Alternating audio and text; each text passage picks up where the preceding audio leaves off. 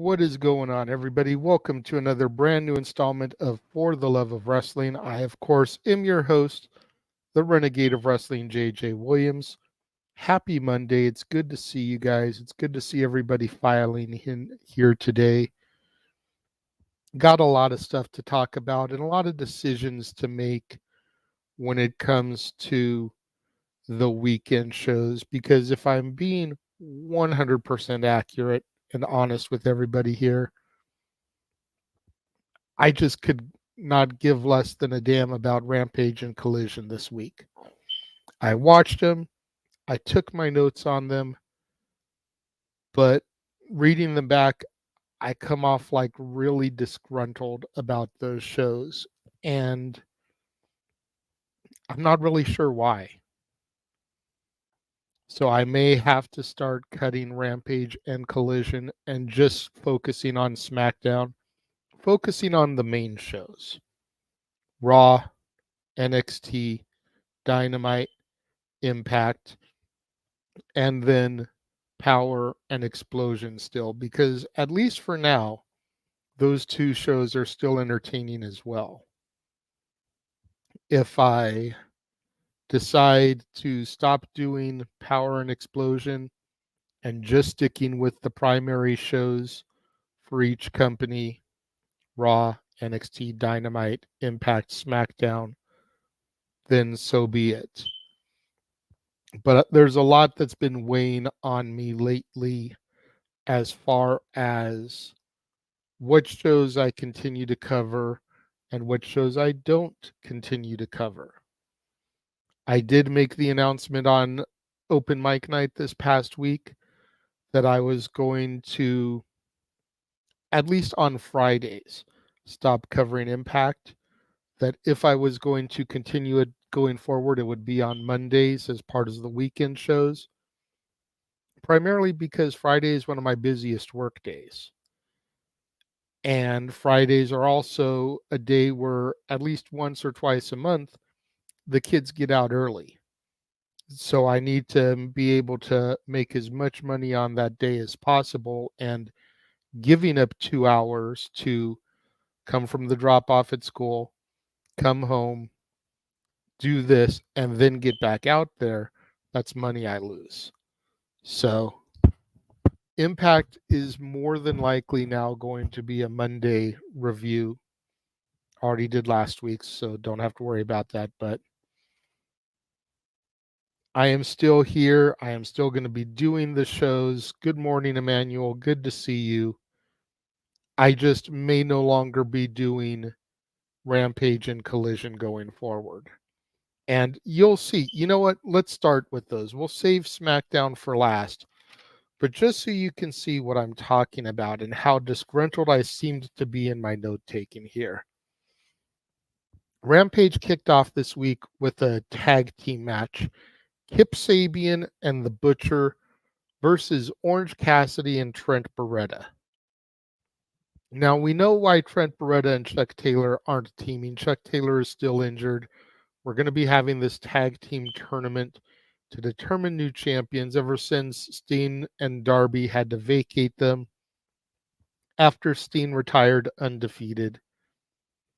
So we get why Trent Beretta and Orange Cassidy are teaming up, but why aren't the Butcher and the Blade teaming up?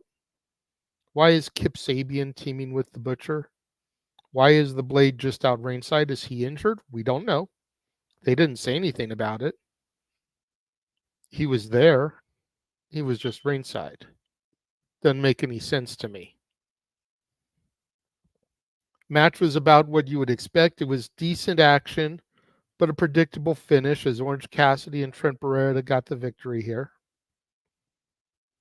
We moved on and went backstage to Renee Paquette. Took a moment to try to talk to Ruby Soho.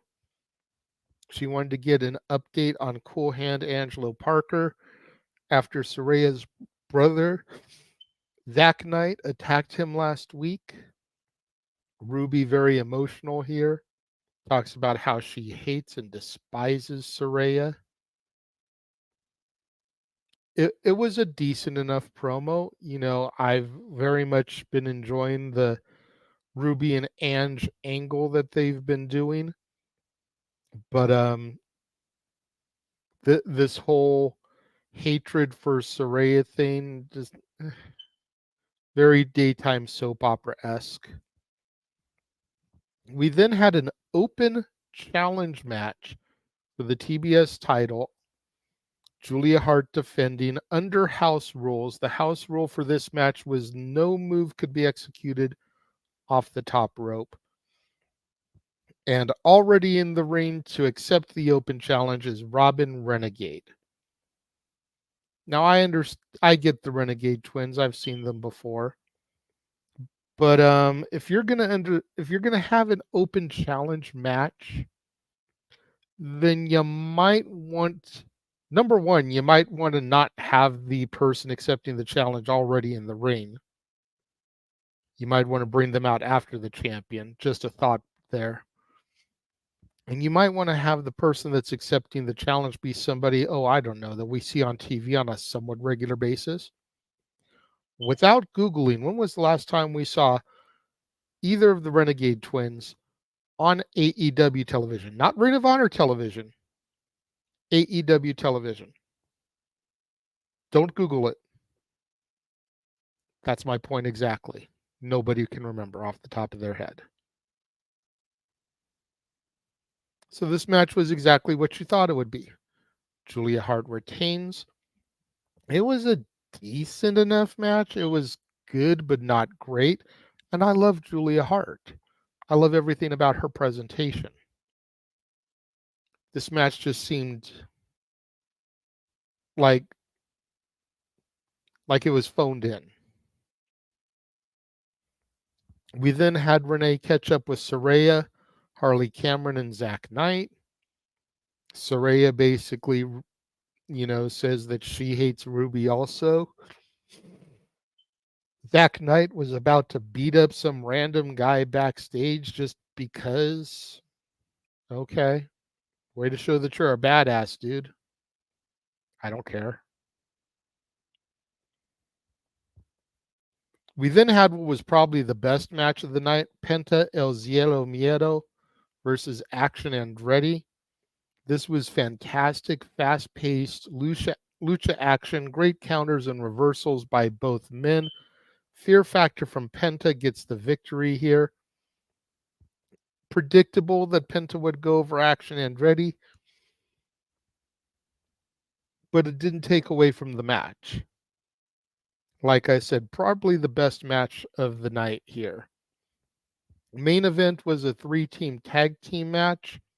Private Party, Top Flight, and Commander and the Bounty Hunter Brian Keith. This was also fun, fast-paced action. I was pulling for Brian Keith to win because I really like this kid. But Top Flight picked up the victory. I wasn't mad there. I do like the fact that Top Flight won. Good, but not great main event. Again, Penta versus Action Andretti was arguably the match of the night. Overall, I give this Rampage a 5 out of 10. It was just meh.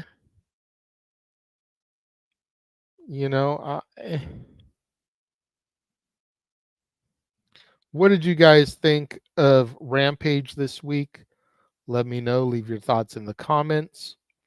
I am going to take a moment here to run a commercial, as I always do. We're going to take a look at all the upcoming watch-alongs here on and across the Multiversa Media. Stay tuned. We'll be back in just a moment.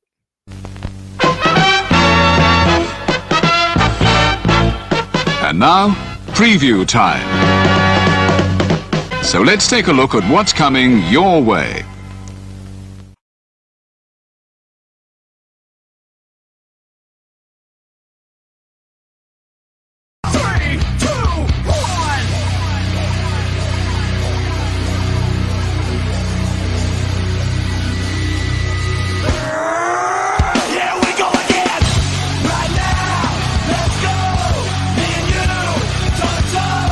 We can rock, we can roll.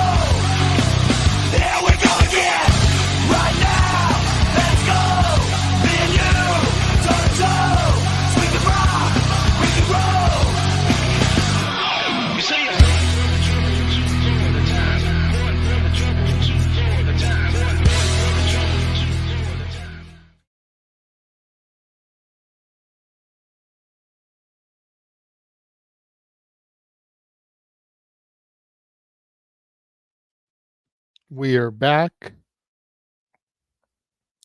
Appreciate that notice being put in the chat room, Emmanuel. Not exactly breaking news. We all know that across the multiverse of media, and it will be something that I'm sure will be discussed this week on Open Mic Night. But thank you for putting it in the chat for those that may not already have been aware of that update. Muhammad Ali is going in the Hall of Fame. So that brings us to Collision. And Collision opened up with Bryan Danielson versus Shane Taylor. Now, I love Bryan Danielson, the American Dragon. But Shane Taylor was way outmatched here. He was out of his league. He should not have been in the same reign as Bryan Danielson. No business whatsoever being in the ring with the American Dragon. Bryan wins. After the match, Will Ospreay comes to the ring, and him and Bryan exchange some pleasantries.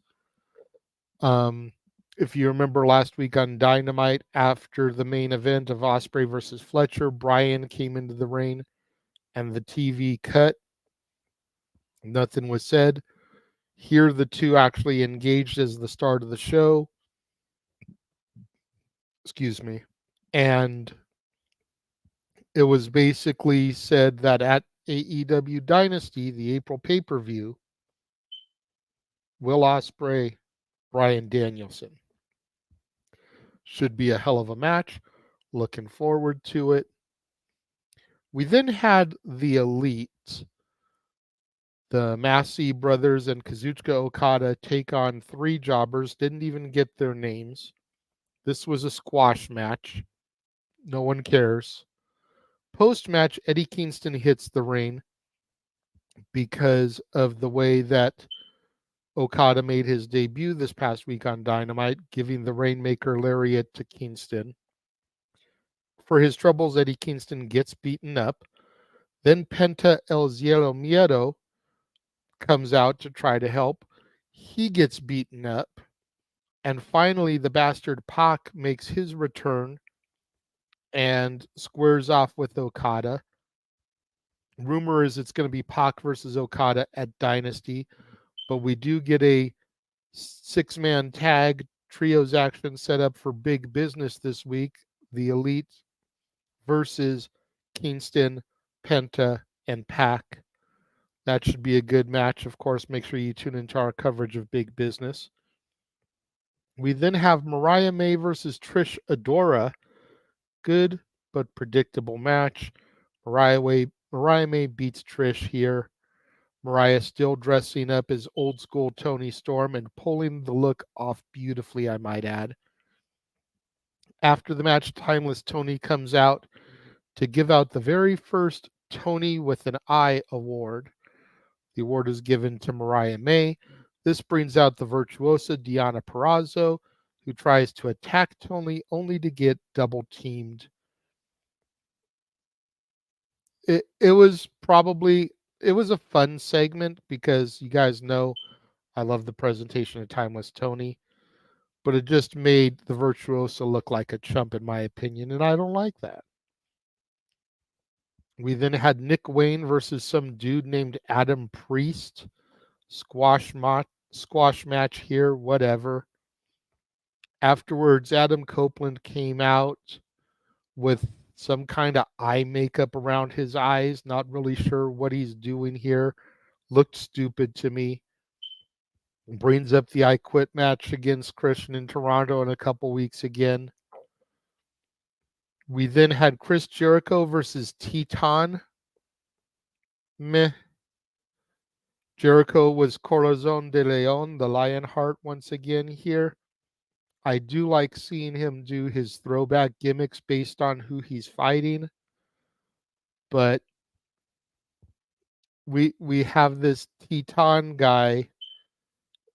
Never seen him before. Out of nowhere. Who the fuck is he?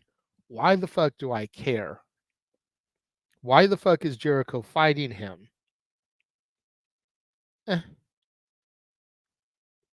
We then had FTR get interviewed by Tony Schiavone.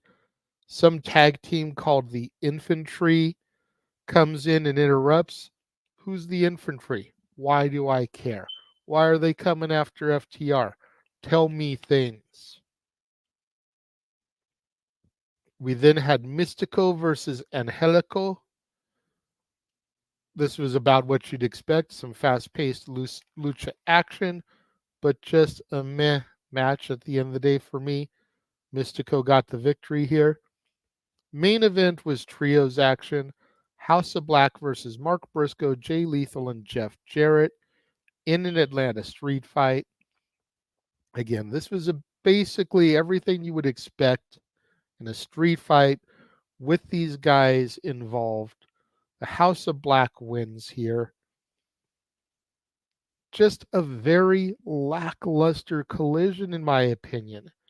Collision had such promise when it premiered, but it just seems to get worse and worse with every passing week. So again, I ask you guys, why should I continue to cover this? Why should I waste my time on a Saturday night or a Sunday night to go back and revisit this? Because if I'm being honest, I almost never watch it on Saturday nights. Either there's a pay-per-view PLE that we're covering, or I'm getting ready for open mic night. So I almost always watch Collision the next day anyways. Why should I waste my DVR space? Tell me, convince me why. Yeah. Why was there a burning table on free television? Why wouldn't you save that for a pay-per-view spot? You know, a lot of people find this name that I'm going to say controversial, but Vince Russo had a video go up a couple of days ago. Al Snow was on it, as Al Snow is a part of Vince Russo's family of talent that do podcasts. Al Snow flat out said that if AEW keeps going the rate it's going, somebody is going to die in the ring. With people doing shit like Sammy Guevara's fall during that match with him and Jericho for the tag titles against Ricky Starks and Big Bill. With people doing shit like Darby Allin's glass spot. With people doing shit like Mark Briscoe and a flaming table. Someone is legit going to die in an AEW ring. I highly recommend you go and find that video on YouTube and listen to what Al Snow has to say, even if you could give a fuck all about Vince Russo. Most people that I know respect the opinions of Al Snow. Watch this and listen to what Al Snow has to say. Collision, I'm going to give a 3 out of 10. It just was god-awful. There really was no reason for me to watch it. And that's sad because Bryan fucking Danielson was on the show. As was Jeff Jarrett and Jay Lethal, both of whom I love also. It was just... What am I being too harsh on this week's Collision? Let me know in the comments. Gonna take another commercial break. Gonna show you everything that you can expect tomorrow and every week on Stat Boys Sports Bar. We will be right back.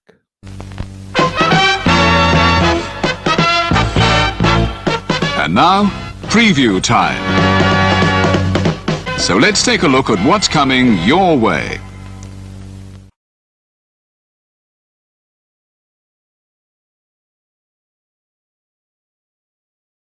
You ever wanted to come into a sports bar where the barkeeps know their game? Well, the Jeff Beecham Network Multiverse of Media has got a production just for you. Sit down and relax as the Stat Boy and his partner break down the statistics in all things sports.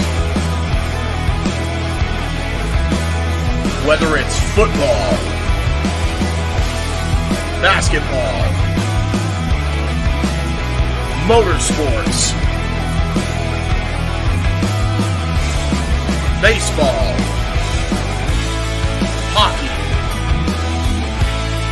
soccer, professional wrestling, mixed martial arts, boxing, and much, much more. All are welcome. Your barkeep's here. Keep you up to date and in the know of everything going on in sports, while also having a pleasant conversation about it all. Your host and owner of the bar, Stat Boy Mike.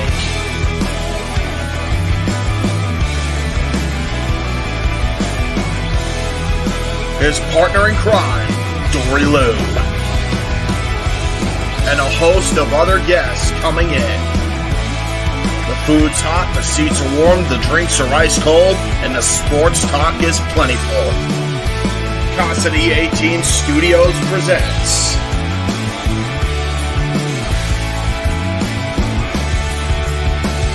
Stat Boy Sports Bar. Take a bar stool and enjoy the show.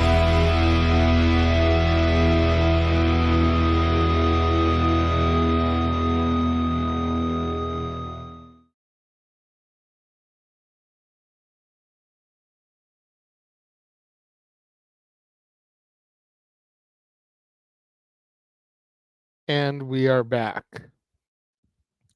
All right, let's get into Smackdown, the meat and potatoes of the week. Smackdown kicked off with a Logan Paul promo. Logan came out, talked about how his debut was about 2 years ago in Dallas, which is where the show was being held. He announces a first time ever center ring partnership between WWE and Prime Drinks. This will begin at WrestleMania 40 and will be featured in the center of the ring for every PLE going forward. The one thing that's not made clear is if it's just WWE or if it includes NXT PLEs. I guess we'll have to see come Stand and Deliver. But that's huge news for Logan Paul because you can imagine the kind of money he's getting paid from WWE for that kind of sponsorship. And it's huge for WWE in an attempt to try to legitimize their competition, their presentation, their sport once again by having some kind of center ring logo. You know, how many years is this deal going to last? Will there be some kind of center ring partnership afterwards? Could we start seeing corner rings sponsorships, where Prime may be the one in the middle, but where the corner posts are on the ring, you get, you know, a little logo on all four sides. This could be huge. After the announcement, Logan brings KSI into the ring as KSI is a business partner of his through Prime. Randy Orton slithers in the ring. He attempts to RKO Logan, but he ends up getting KSI. KSI sells this shit like a fucking champ. Holy hell, did he sell that good. For somebody who isn't a professional wrestler, you know, may have only been trained for a spot or two, KSI took that shit like a champ. I was thoroughly impressed. This leads to our opening contest, which is tag team action. RKO and Kevin Owens versus A-Town Down Under. Phenomenal tag team action. Great work by all four men. It was predictable, but fun as Orton got the pinfall. Post-match, Logan Paul tries to knock Orton out with the brass knucks, but Orton's able to prevent it. Unofficial as of yet, but I think we're still on our way to see Logan Paul versus Randy Orton in WrestleMania 40 for the U.S. title. I don't think Orton is going to win. I think Logan Paul will probably still win the match, but it'll make Logan look good. If we're being real, Orton doesn't need the U.S. title. It should go to somebody that could use that career resurgence. And even though a guy like Orton could do the open challenges and whatnot. It's unnecessary for him. We then had Bailey backstage. She was talking to Caleb Braxton about Dakota Kai's betrayal. Naomi is watching on the monitor, and Bianca comments on what Bailey has done over the last couple of years because Naomi feels kind of sympathetic to Bailey. But Bianca just almost heelish, which I know a lot of people want her to go heel, but it's not going to happen. Get over it. But a lot of people, Bianca seemed very heelish here, but she's justified because of the way that Bailey and Damage Control has run roughshod over the last couple years. It's going to take a lot for Bailey to earn back the trust of the women's division that she betrayed while leading Damage Control. And I think there were some good seeds planted here. We then had Bobby Lashley versus Karrion Kross. Tremendous match here all the way up until the end. AOP hit the ring, causing a disqualification. This brought out the Street Profits to the ring to even the odds. Scarlett got involved. This brings out B-Fab. The almighty Street Profits are left in the dust here. Really overbooked finish. I still think we're probably going to get some stable war at WrestleMania, but it just didn't really seem like it was necessary to me to have all these parts coming into play when we could have saved that for a little bit more character development. We then had the Legado del Fantasma backstage insulting and attacking Dragon Lee. There's a match going to be happening later on in the evening, so trying to kind of soften him up here. We then had Tiffany Stratton versus Mia Yim. And I love the fact that Tiffy time went over, but I feel genuinely bad for Mia Yim because she is a damn good competitor and she keeps getting squashed by these other women.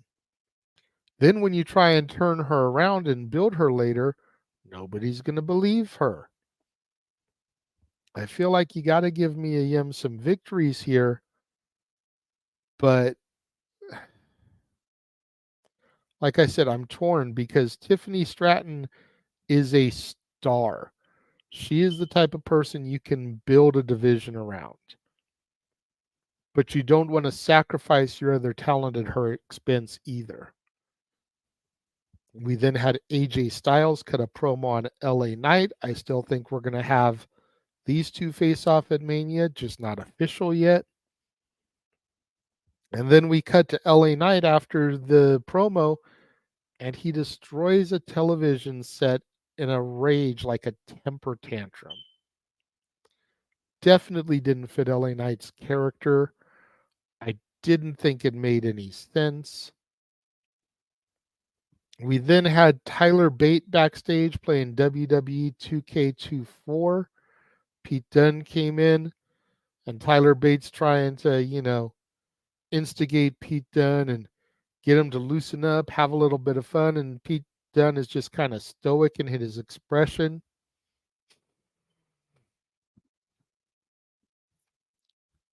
Tyler Bate then goes to leave, and Pete Dunne begins playing, showing that he does have a bit of a softer side as well. This then leads us to Angel Garza versus Dragon Lee. This was fun, fast-paced action. Dragon Lee was able to get the victory here. Post-match, the Legado del Fantasma beat Dragon Lee down. Nobody from the LWO came out to help him. We then had Damage Control cut a promo, and next week it'll be Dakota Kai versus Bailey. Should be a great match. Looking forward to that. We then had Nick Aldis go to Seth and Cody's locker room course, Seth and Cody are supposed to give their answer to The Rock's challenge. They're not in their dressing room.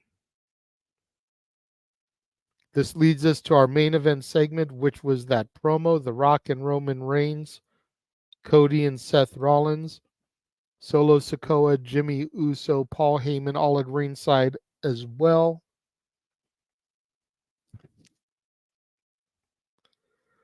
This promo was, man, my daughter was sitting here with me. And as a lot of you know, she acknowledges our tribal chief. She is a huge fan of Roman Reigns. So when Seth and Cody started to come into the arena, down the stairwells, through the crowd, just like the Shield used to, she got a little bit fucked up in the head. It messed with her big time. Because Seth is the one that turned on Roman and attacked him when the Shield first broke up. So she had flashbacks to that. Granted, she wasn't watching when that happened, but she's seen video and DVDs. So she knows the story. Then the promo. I'm not going to address what was said in the promo. Everybody knows, and if you didn't see it, go to YouTube, go to Twitter. It's there. Long and the short of it is Seth Rollins accepted the challenge on behalf of him and Cody. Cody then slapped the shit out of The Rock, returning the receipt from the press conference. All in all, Smackdown was a good show. It wasn't great, but it was definitely better than the bullshit AEW presented over 3 hours. I'm going to give Smackdown a 7.5 out of 10. Curious to know what you guys thought. Let me know. Leave your thoughts in the comments below. Going to throw to our final commercial and show you guys what's coming up on Open Mic Night as far as our special events go. And then we'll come back, do the shills, and get out of here. Stay tuned.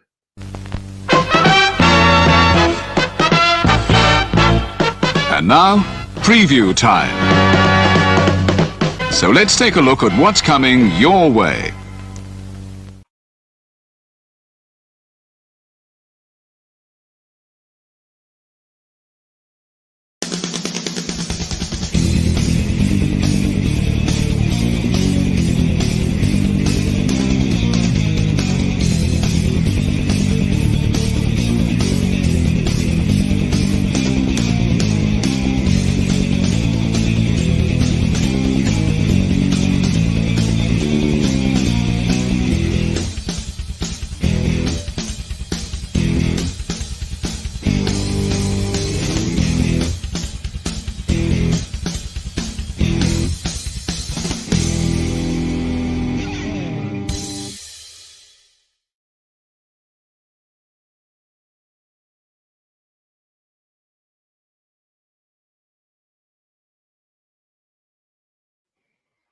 We are back.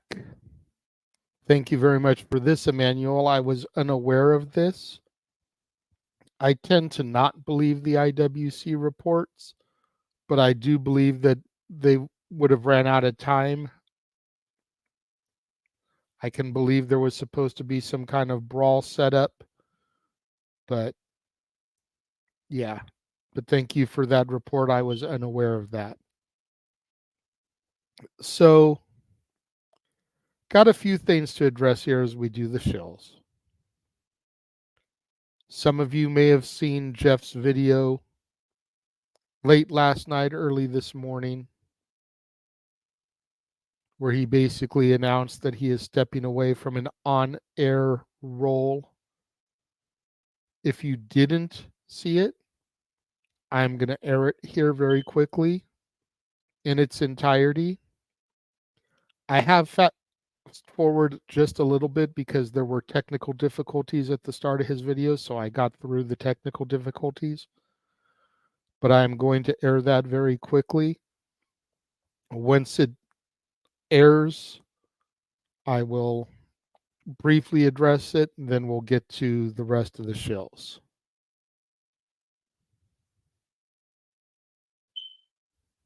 All right. So let's try it again since I screwed up. Awesome. All right, I get it. No audio in the chat room. So here's the deal. I went on and watched Aaron's stream earlier, Q&A. I watched it just now, actually. I didn't watch it earlier. I was busy earlier. So Aaron put a thread up earlier today saying the No DQ review was going to be postponed until Tuesday. So he's going to do a No DQ and AV. And hey, it's his channel, it's prerogative, whatever. I don't care. Doesn't bother me. What does bother me is that he put the fucking thread up today and he got a bunch of responses, a bunch of emails, and a bunch of super chats during the thing. Whereas I have a thread on my social platforms. I'm going to go verify that this information is correct, just so I'm not sounding not only bitter, which I'm going to come off fucking bitter right now. And I really don't care, by the way. But I'm going to be accurate if I'm going to be bitter about it. February 9th. So this thread has been on my work Facebook, my Instagram, and my X, Twitter, whatever you want to call it, page for over a month, saying, hey, if you have a question for Jeff Meacham from Talk Wrestling, here's where you put it. I don't do emails as far as through this anymore because I use emails for my son's school, for other facets of my life. I don't want to use the emails for the wrestling stuff. So I don't. But not one reply on any platform, right? Then when I come on here recently and talk about this, I get, oh, well, you're begging for super chats. I'm sorry. This is how I generate revenue for me. So I can try to get out of this goddamn house to try to get a studio set up in our new place and actually make a fucking go of this. And yet still nothing. So here's what we're going to do with good old JM from now on. All right. I will be more than happy, and I'm going to continue to do that because I, at the very least, am a decent friend, if nothing else. Apparently, I'm not a very good businessman, but I am definitely a good friend, a friend of the bitter fucking end, it seems like. So here's what we're going to do. As of this moment, right now, what the hell time is it? It is 12:45 a.m. on Monday, March 11th. Jeff Meacham's not going to be live on camera anymore because, quite frankly, I put out so much fucking effort and it has gotten me nowhere in the 4 years that I've been doing this stuff on StreamYard. Thanks to Bruce. I see you in the chat room, sir. I'm not ignoring you. Just like it's done me no good for almost 25 years working for Aaron, with Aaron, what the hell ever. I have got nowhere higher than I was when I fucking started working, doing shows with Aaron when I was not even 19 years old yet. Like, excuse me, I was not quite 20 years old. I apologize for my poor math. So I'm done being on camera. I'm done doing the appearances. I'm done. I'm done with all of it. So here's what we're going to do. I will still produce and direct, whatever you want to call.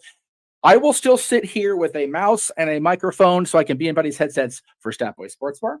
I will still help with open mic night however I can, other than being on camera because I'm done. I will produce, direct the watch-alongs of the pay-per-views, the TV special, all the things. But I'm done making an effort when I don't get an effort back from like maybe 10 people. And not even, I'm being very, very generous in saying 10 people actually super chat and actively interact with every single thing I do. Whereas the other people that I constantly feel the need to criticize, bitch, moan about, or whatever, have thousands upon thousands of subscribers doing it a tenth of the time I've been doing it. So I'm done. And yes, I'm coming off whiny. I'm coming off bitchy and bitter, and I don't give a fuck anymore. I refuse it. I refuse to give a fuck. So I'm going to leave this up probably for the rest of the week. No, you guys don't love me on camera, because if you loved me on camera, you would actually interact and actually reply on social and actually, super chat when we need it here in my channel, JJ's channel, Greg's channel, everybody else. And you guys don't. It's only when I get desperate and come on here and act like this. Oh, but we love you. No, you fucking don't. No, you fucking don't either. You don't. And I should have done it on my own years ago, and I didn't. And I'm still trying to do it on my own now. And I'm unable to get any further ahead than I was. So I'm officially throwing in the white flag, throwing in the towel, whatever you want to call it. I'm not doing this shit anymore. I'm not. I will be more than happy to help Mikey produce his show, direct his show. I will be more than happy to do what I can. All right. But I'm over it. I'm officially the hell over putting in my own effort on my own stuff and getting nowhere. So until the team, and I'm talking JJ, Mikey, Noah, James, Walter, find a better solution to their producing, directing woes than having this 25-year nearly hack trying to hang on to whatever little bit I have left, I'm not going to do that anymore. So until they find somebody to do that part of it for them, I'm more than happy to help out because I'm a friend and I'm not going to leave them hanging. But as far as the on-camera stuff, I'm fucking over it. Thank you very much. Have a wonderful rest of your Monday, guys. So I can take all these.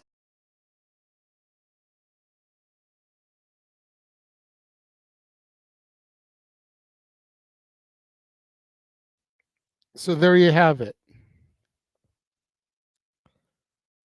As a result of that, there will be no more Talk Wrestling with Jeff Meacham on any of the platforms that you usually can find it on. We here at the Casa D18 Studios, and I'm sure I speak for Noah Foster, James Hebert, Datilla, Walter, Big G, Josh Mansfield, Stat Boy, and Stat Girl. We wish Jeff the best going forward. We do wish that he would come back, but we understand his frustrations and why he's leaving.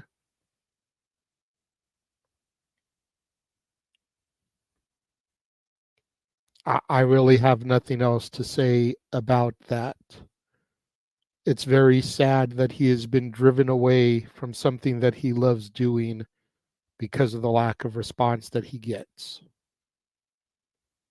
I know he's been going through a rough time personally behind the camera.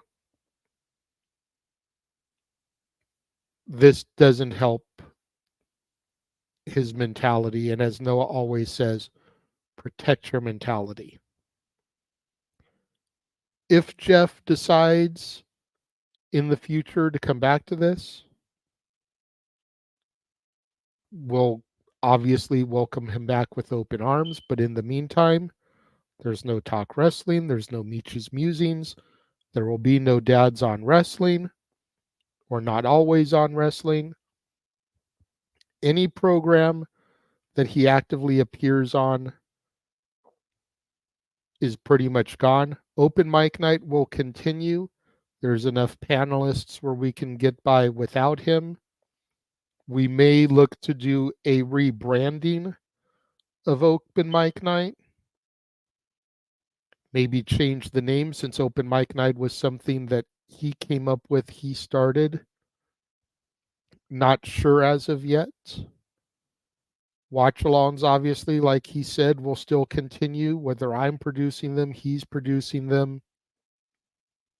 They will still be going forward because he does not have to be an on-air talent for that. So make sure you guys tune in Wednesday, 4:45 Pacific, 7:45 Eastern, as Noah, James, and I are all there for the call for AEW Big Business in Boston, what will very likely be the debut of Mercedes Moné, Sasha Banks. Make sure you guys tune in tomorrow for Stat Boy Sports Bar. It'll at least continue to be on the Casa D18 Studios channel. I don't know if it'll still be presented on Jeff's channel or not,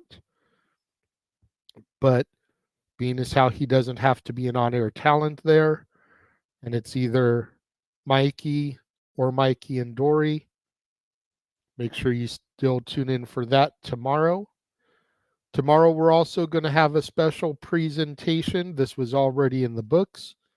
Tomorrow, we will once again go inside the mind of the Renegade as I make a case for why Roman Reigns should retain the title at WrestleMania 40. So if you want to hear my thoughts on that, make sure you tune in tomorrow, noon Pacific, 3 o'clock Eastern. And then make sure you tune in here tomorrow. Let me bring this up real quick. We appreciate that, Emmanuel. We appreciate that, Keen Mike. Make sure you guys tune in tomorrow. Same bat time, same bat channel, as we discuss tonight's episode of Monday Night Raw, right here on For the Love of Wrestling. And until then, thank you guys for joining me and tuning in, and I will see you guys later. The Jeff Meacham Network's Multiverse of Media. For over 15 years, the recognized symbol of excellence and the standard bearer in coverage of sports and entertainment. Thank you, JJ. Appreciate you.